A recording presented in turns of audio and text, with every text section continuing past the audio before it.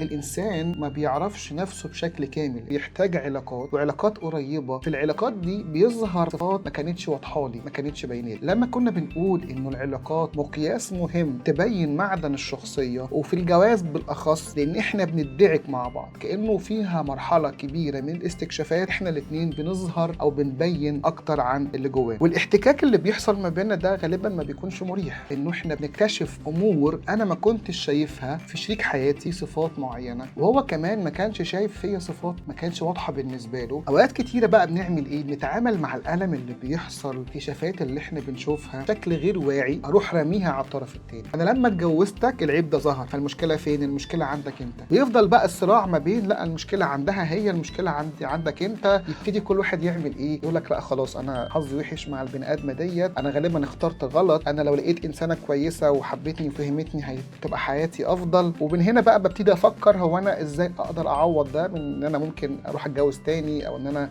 ادخل في علاقه تاني سواء بقى داخل الجواز او خارج اطار الزواج، انه في خيبه امل في العلاقه ديت، توقعاتي كانت كبيره قوي وفي ارض الواقع ده ما حصلش. فيبتدي يحصل انه ادور على علاقه خارجيه تاني او علاقه تانيه بره تحاول تديني اللي انا ما اخدتوش، او تحاول ان هي تتعامل مع الم اللي جوايا ده